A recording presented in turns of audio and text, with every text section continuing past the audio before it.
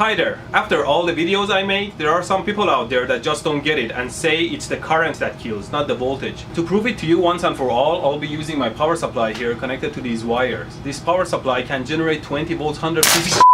Yes, it generates 20 volts and 150 amps. Let's short it in a more controlled manner.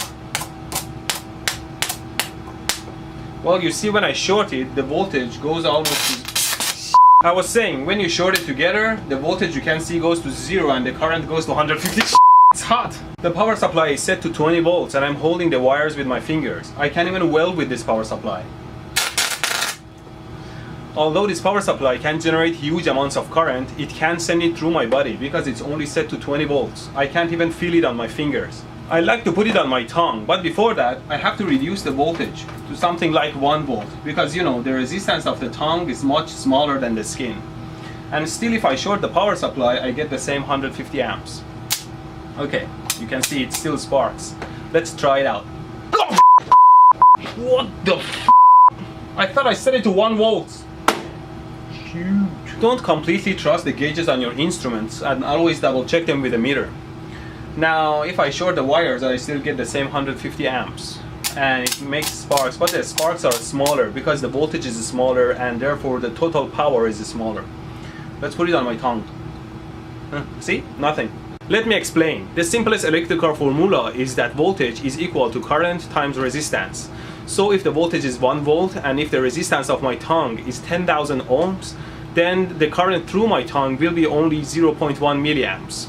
In order to create 1 amps through my tongue, I'll need 1 times 10,000 ohms or 10,000 volts across my tongue. See, the voltage is the energy required to create current. In order to get hurt, you need enough current. And to have enough current, you need high enough voltage. Anything that moves, including the electrons, started moving because some sort of energy has made it move. You will not have current without the voltage, at least in room temperatures. I don't know what kind of diabolical mumbo jumbo will happen at absolute zero. Saying that the voltage doesn't kill is like saying that the earthquake in the middle of the ocean doesn't kill, it's the tsunami afterwards that kills. With that analogy, if I shoot you, it's not my fault, it's the bullet's fault. This just in, bullets are taking lives of our citizens while sending our innocent people to jail, whose only crime is to hold the gun and pull the trigger. Swear to God, I just wanted to scratch his forehead. I didn't know a bullet is capable of such animosity.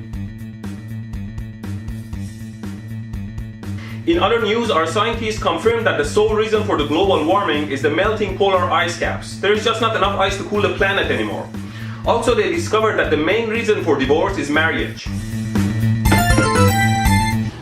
So it's not just the current that kills, it's the current and voltage hand in hand. Here's the power supply at 4 volts and I'm going to connect this thin wire to it. And you can see how the wire melts and burns under... So the power supply can't generate enough current to melt the wire. Still nothing. So I hope I'm clear. Please don't repeat that the current kills, not the voltage. There's a famous saying that goes like this: like, share, and subscribe to my channel.